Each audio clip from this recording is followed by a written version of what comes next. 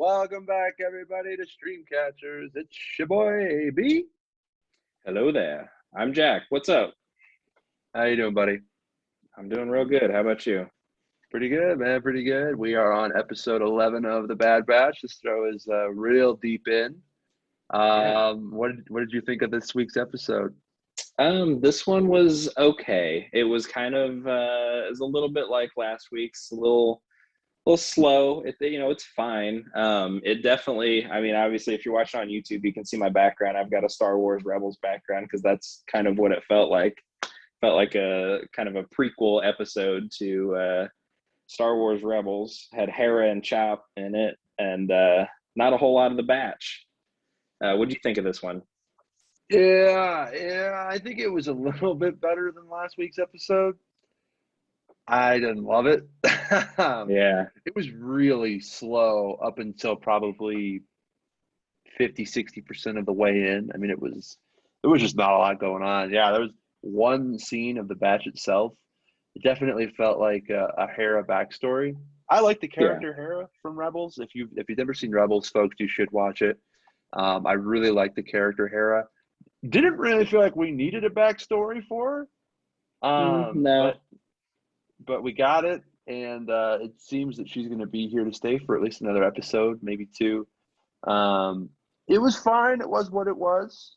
I think before we jump into our riffing and our main bullet points, I'm going to read a description of this one because there are okay, a lot of names that are tough to recall. So I want to make sure I get everything right. So uh, basically, when they're on the planet Ryloth, and so when Senator Orn Free Ta announces a new Imperial refinery on Ryloth, he encourages their freedom fighters to disarm. The resistance leader, Cham Syndulla, supports the Empire publicly. His lieutenant, Gobi Glee, takes Cham's daughter, Hera, we just talked about, on a secret mission to retrieve new weapons that are delivered by our heroes, the Bad Batch. Crosshair is tracking him along the way, and the Empire arrests Glee and Hera for treason.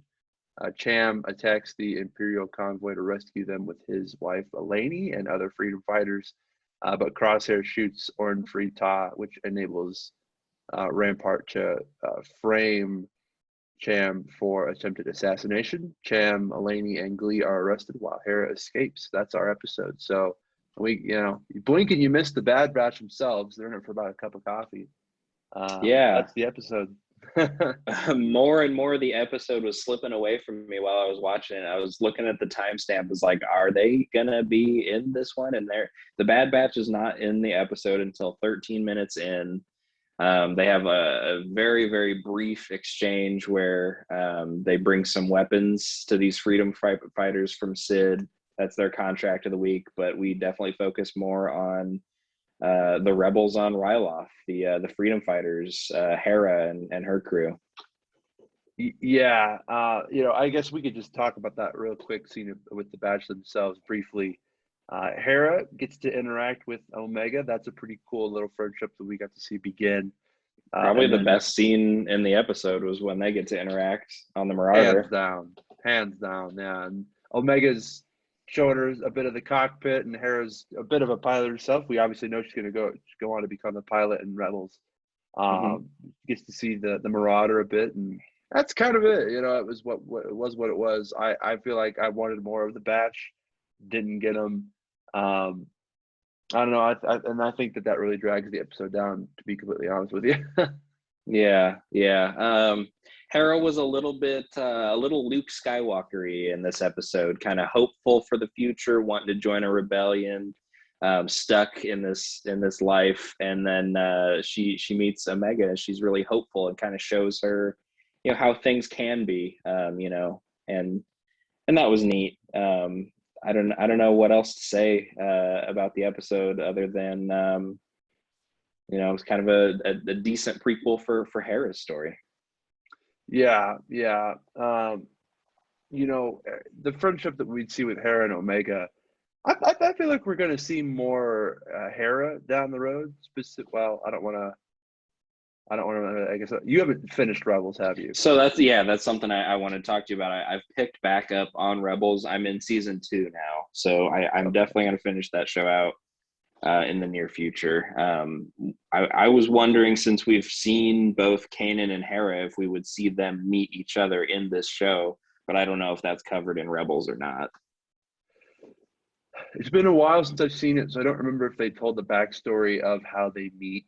But I've kind of wondered that myself, because the way this episode ends, it leads you to believe that the Batch are going to have to help extract Hera escape from Ryloth. So for me, if that's the case, I would wonder if maybe she sticks around with them for a little bit. Maybe they do run into Caleb Doom, and then they go off and do their own thing. Help me with my memory here a little bit. So I remember Hera's parents are taken prisoner by the Empire, and Hera sees all this happen, right? Well, so kind of. She gets away on the speeder. Okay. She's about to get taken, and then her parents say, "Hera, get out of here." She goes off, and that's when they get taken in. Okay. But she might have. Okay. I'm sure she knows. Yeah. Even if she didn't see it, I'm sure she knows what's up. Yeah. Okay. Yeah. I guess I forgot to after this this episode was a little bit of a slog, not gonna lie. So towards the end of the episode, I kind of forgot where our trajectory is, where we're moving as far as the Bad Batch goes. It ends with Hera looking concerned, and it implies that she's going to have to reach out to someone for help, and which would lead you to believe that the Bad Batch is going to get sent out by Sid, because that's okay. Hera goes and gets the weapons because it was a job for Sid, so she has the connection with Sid. So it feels like she's going to reach out to Sid for help. Sid will send the Batch. The Batch will probably help extract Hera's parents and Hera, and then they'll go off and do their own thing. And maybe she ends up on the same planet as Caleb Doom, or maybe that's a ways off. Who knows? Yeah, I feel like this episode, more than any of them, probably would have been better suited as part of a binge. Absolutely. It's, again, I really like the Hera character. This just felt like a weird place to dedicate a lot of time to her, a relatively minor character in the entire Star Wars universe. Yeah. She was only around in Rebels. There's nothing overly special about her. I mean, she's a good pilot. She's a fierce fighter. She is an interesting character, but it's not like Luke Skywalker. She's not Darth Vader. She's not Obi-Wan. It felt very out of place to dedicate a backstory to her in a show about the Bad Batch. Yeah, I think that's where they went wrong with this one. I think that this show is at its peak when the Bad Batch is in the focus and they meet a character from something else, and they get kind of their applause shot, and then they have a scene or two, and then that's it. Rex worked as a really good side character. Cad Bane is working really well as a side character. All those characters are good, but this is the first time that a side character has really stolen the show, stolen the limelight. Hera is definitely the main character of this episode, and it feels clunky having been focused on the Batch for so long, and then this episode happens. You know what I mean? It really felt out of place. This would have made more sense if this was Clone Wars, where you have different episodes here and there and different arcs. Yeah. This would have made more sense in something like that. But the Bad Batch up until this point has been, this is a show about this group. Yes, we have cameos. Yes, they are a part. They help out the Batch, and I'm sure she's going to help them out. There's going to be some teamwork in the next episode. It just, I don't know. I've said it just about every week. This season doesn't need to be 16 episodes. This episode just didn't need to happen. I like this show. I really do. I'm at the point where I'm kind of ready for it to be over. Oh, really? Yeah. I again, if it had been 10 episodes, it would have been perfect. I would love a season 2. I would love them to keep doing it. But if this is what we're going to get, is episodes like this, I just don't feel like I need to see it every week. Yeah. And maybe that's part of if we weren't doing this podcast, we probably would be saving up a few episodes and then burning through them all in a row, which I think the show would be better suited for. So maybe we're doing this to ourselves a little bit. But I don't think I'm ready for it. I mean, I'm ready for it to end because I'm looking forward to a crescendo, a really Complete big story. Yeah, I want to see where this is going to go in the full scale of the show, not just of these little side story missions. I'm ready to see him throw down with Crosshair. I'm ready for maybe a Vader appearance, maybe something big, something cool, a big showdown, real dramatic scene. But these little side story missions they're kind of dragging on. Yeah, no, same. There's still a lot that I want to see. I still want to see the interaction with Crosshair. I'd love to see more Cad Bane. I'd love to see more Fennec Shand. Man, I'd love to see a Boba Fett pop in or something. I mean, obviously, I know he's still a kid. It wouldn't be Boba Fett as we know him, but Oh, but it'd be a good opportunity to have him. Yeah, there's still stuff I want to see. It just if we're gonna do stuff like this, let's hurry it along. You know what I mean? Yeah. I hate to be a broken record, but 10 episodes would have been absolutely perfect. It would have been a really strong show if they would have kept it at 10, maybe 12. 16 Yeah. just feels like an unnecessary amount of episodes, Yeah. especially in today's age. Yeah, I agree with you. So I do have a few things I wanted to talk about. Actually, just one other thing. Me too.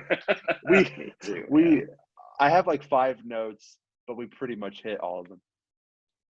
There is a clone trooper in this episode that would appear to be the captain or commander. He's got the blue get up on there, and he is very apprehensive about carrying out his orders. Mm-hmm. And I don't think that's an act. I mean, that feels like that's got to lead to something. He shows a lot of sympathy for Hera's parents and the how the Empire is such a big change from the Republic. They name dropped him, and I can't remember what it was, but I had planned on Googling him to see if he was a character in Clone Wars, and that I had just forgotten, and I forgot to do it. Yeah, I agree. I don't remember much about him either, but it stood out to me that they showed that, and I wonder if maybe that's going to be the first domino to fall for the Empire to say, "Oh, look, that these clones show a tendency to maybe rebel, and we need to bring in the stormtroopers." That would be interesting. That'd be good. I do think that this is the perfect show to shed light on the transition between the two, between clone troopers and stormtroopers. They've already dealt with it a little bit with Tarkin and everything. So, yep. I mean, this is the show to do it. Absolutely, yeah. We got that with Tarkin. We did get that episode where Crosshair took on a group of recruits with him to that planet where Saw Gerrera's rebels were. And obviously, we know the batch, they didn't have their chips, or they had their chips removed. So, I agree. I think I would like to have seen more of that. So far, we haven't really gotten a whole lot of it, but maybe we will as the show wraps up here in the next few weeks. I really thought we'd see more Saw Gerrera and his fighters. I thought that this show would have them in it a lot more. I did too. And that was so early on that that was our first, I think, real cameo outside of maybe Caleb Doom, that it felt like, oh, he's going to be a part of this show. And then as the show went on and we got the Deserter, we got Rex, we got all these other characters, it's like, oh, that's just the thing they're doing, is just cameos. Yeah. It's so early on it felt like, oh, he's going to be a part of it, whereas it was consistent with the rest of the show. Well, and it felt like because we're following the Bad Batch. These are soldiers, so it made sense that we would see more freedom fighters, more soldiers on the front line, more action like this. But this show, it's really they're falling more in line with bounty hunters, the way that they're earning their money, and it's been neat. I love the bounty hunters. It's just not what I expected. Same, yeah. No, I agree. It's not what I expected. I don't think it's. I know you're not coming off like it's a gripe. It's a pretty cool twist, but it wasn't what I expected either. Yeah, exactly. It's not a gripe. It's fine. I actually, given the two, I'd say I'm more interested in bounty hunters. It's just, where we were in episode 2, that's kind of where I thought the show was going to go. Yeah, for sure. I was glad to see Crosshair in this episode, at least. If we weren't going to get the batch, we got a few scenes of him, so that was nice. Yeah, so he is my last note. He's pretty much healed up. He's got a little scar, but it's not much compared to like the full face bandages he had in the previous few episodes. Yeah, so much for that. I know here we thought he might get a whole new updated suit, or Yeah, there'd be some bigger impact, but no. So it's almost to the point where it's like, why even do that? Outside yeah, of I agree. you needed to take him out of the action for a bit, but I don't know. I don't know. Yeah, I see. I thought that I don't know. I thought that if he had those burns, if he was like terribly like scarred and deformed or whatever, that would add to his fire, it add fuel to his fire of wanting to take out the Bad Batch, and it doesn't look like that's going to be the case. Yeah, he just kind of accepted it, and it was what it was, and on to the next mission. And again, maybe they do visit it in the next few episodes, but they just needed filler, and it's like, why do we need filler? Yeah, they really need to circle back to the conflict between Crosshair and the Bad Batch, because that's where this show is. It's where this show is doing really well. That and Omega being kind of being captured. Every time Omega is taken, it gets really dramatic and really intense, and it's good. That's where the show is. It's one of the really big strengths of this show, and Yeah. I think it would be, probably be good to have Crosshair take her next. I feel like that would be, kind of mixing both of the things that I love about this show. That would be a lot of fun. I know they really peaked midway through the show, which I called it. I kind of figured that was after we got those episodes. I figured we'd have a taper off. Mm-hmm. It's a thought that I just had, and I think this is my biggest problem with the filler. Is it's not like they're putting these episodes on the Disney Channel where a studio orders for TV time and you have to have filler. Mm-hmm. Whereas like in this day and age with streaming, you just need people to subscribe to your thing. So you Mm-hmm. might as well make the content as strong as possible without needing to put in filler episodes. Yeah. So they're going to make what they're going to make on this episode or on this show, whether it's 10 episodes or 16, right? Whereas when you're on the Disney Channel, you're looking for advertising, you're looking for all that. There's the payment is different. Yeah. And so you can justify filler episodes on Disney Channel, Cartoon Network, whatever. Whereas with Disney, there's no need for it. Just do 10 episodes and that's all you need. The only argument that I have for that would be target audience is different. When you think of like people who subscribe, it's just, they spend their money on Netflix, they spend their money on Hulu, whatever. They're looking for these shows that cut to the chase, that have these really big moments and everything, versus like, this is kind of a young adult show. This is a show for teenagers. This is a, hey mom, can we spend money on Disney Plus? Like that, it doesn't have to be outrageously good or huge or big or whatever. That's what Loki's for. That's what Mandalorian's for, I guess. I do agree with that. And I don't mean to compare this to those types of shows.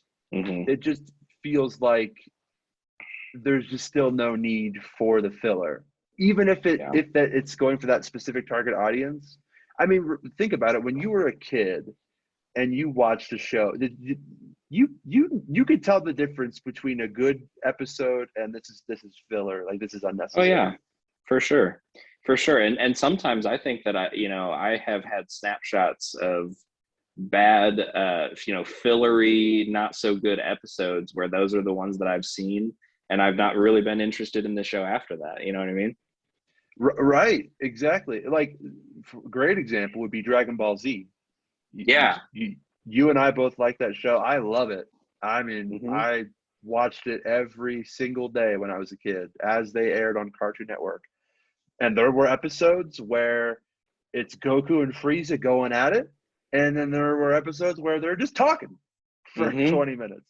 And Yeah. that's what this feels like. It's like I don't need this. Just I'm not saying we need balls to the wall action every Mm-hmm. episode, but if we're not going to develop any of our characters, if we're just going to do side missions for the sake of it, don't waste our time. But again, I do get it. There's a target audience. Not everybody's going to watch this week to week. There are going to be people that wait for the end of it and then binge it through. And I think that that's probably more likely. I think there's more people that are letting 3 or 4 weeks go by and then watching a few at a time versus, oh, Bad Batch, got to watch this week's episode. It's Friday. I think that's more the case. I think if we weren't doing the podcast, that's probably what I would be doing. Is I'd probably be saving up like 3 or 4 episodes to watch in one go. I would either do that or I would just watch the episode and just be like, all right, that was fine, and then forget about it. Yeah, and then wait until they're all out and then binge them through. Exactly. Yeah. Whereas, I'm having fun doing this. I enjoy the Yeah. podcast and I do enjoy talking about it. It's fun. I love Star Wars content. It just feels like they're not doing us content creators a lot of justice. That's true. That's true. Well, hopefully the next episode, if it's a continuation of, if it's what we think we're going to get, a continuation of Hera's story here, it is good enough to help our feelings about this episode. That is one thing I will say. I will have a silver lining. I do feel like next episode is going to be really good. I feel like this episode will have served its purpose. It will have set the table for a really strong episode on episode 12. I don't think that this was done just to piss us off. It was definitely a setup episode. I've said it for the last 11 weeks. I don't want to sound like I hate this show. I like it a lot. It can be a little frustrating when there are why did we not get more of the batch? This Yeah. Yeah, well, they're operating on 20 to 25 minutes, so they've already gotten their exposition and their act one, all that stuff out of the way for in the previous episode and this next episode. Hopefully we can really get into the action and really get into some decent story stuff. Well said. Well, that's all I've got on this episode. Unless you have same here. That's it. All right. Well, folks, thanks for joining us. Check the episode out. It was if you're a fan of Rebels, it's cool to see Hera. I don't feel like I needed more of her, but if you did, she's there. So check it out. Let us know what you thought about it. As always, our social media links are in the show notes. So let us know what you thought. Let us know how you think we're doing. We appreciate all feedback, and thanks for sticking with us through the end of the episode if you did. Okay, and we will catch you later. Peace.